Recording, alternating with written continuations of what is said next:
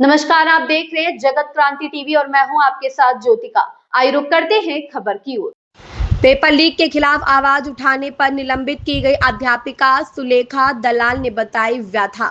आज एक माँ अगर अपने बच्चे के हक की लड़ाई के लिए कहीं जा रही है तो उसके लिए वो लड़ाई बहुत महंगी, हद से ज्यादा महंगी पड़ गई कि अपने बेटे की नौकरी के लिए तो कुछ ना भी कर पाई, लेकिन मैं अपनी भी नौकरी से आज मुझे लग रहा है मैं हाथ धो बैठूंगी, क्योंकि मेरे स्कूल में जो मेल आई है सस्पेंड की कि आपकी लाडली के साथ आज ऐसा हुआ है। मैं हर उस माँ की लड़ाई लड़ने गई थी, ना कि मैं किसी सरकार के खिलाफ या किसी के फेवर में या किसी का साथ देने। मैं सिर्फ हर उस माँ की ममता को लेकर, क्योंकि मेरा भी बच्चा है और हर उस माँ जो एक बच्चा पढ़ाई करके दिन रात मेहनत करके और उस मुकाम पे जाना चाहता है वो पहुंच नहीं पाता, और वो जबकि पेपर लीक जो पेपर बना रहे हैं, पेपर लीक हो रहे हैं, मुझे नहीं पता, लेकिन मैं अपने बच्चे के दर्द को लेके वहां पर पहुंची थी जो मेरे लिए इतना भारी पड़ा। मैं हर उस माँ की वो आवाज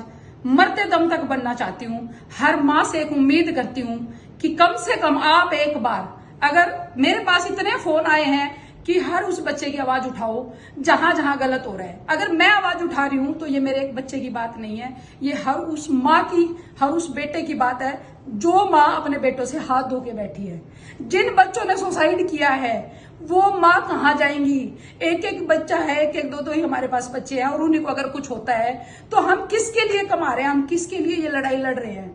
मैं सिर्फ और सिर्फ ये निवेदन करती हूँ आप सबसे, लेकिन मेरा निवेदन या तो भगवान से है या मेरी उस मातृ शक्ति से है। मैं सिर्फ आप लोगों से एक निवेदन करना चाहती हूँ कि कम से कम उस दर्द को समझते हुए, उस फीलिंग को समझते हुए, जिनके 20-20 साल के 25-25 साल के बच्चे अपनी जान खपा रहे हैं, कोचिंग सेंटर पे जाते हैं पढ़ने के लिए, दिन रात मेहनत करते हैं, उसके बावजूद भी उन बच्चों को सफलता नहीं मिलती। सिर्फ उस छोटे से लालच में कितने बच्चे अपनी जान गंवाते हैं। मैं हाथ जोड़ के रिक्वेस्ट करती हूँ उस मातृ शक्ति से कि कम से कम वो माँ मेरा जरूर साथ दे कि मेरा बेटा नहीं तो किसी का भी बेटा नहीं।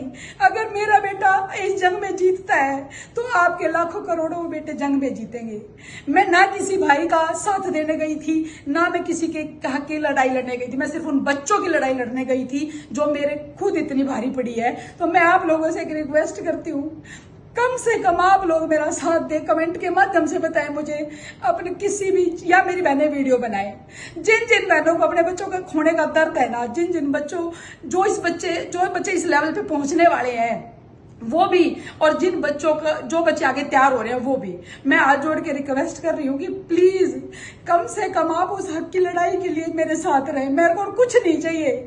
मैं कसम खा के कहती हूँ, अगर मुझे आप लोगों के बच्चों के लिए लड़ना पड़ा तो मैं फांसी खाने को भी तैयार हूँ। अगर या तो फिर हमें सब ये कहते हैं कि भाई या तो माँ भी फांसी खा ले या तो बच्चे भी फांसी खा ले, पीछा छूट जाएगा, कुछ भी नहीं रहेगा, तो क्यों हम लड़ेंगे?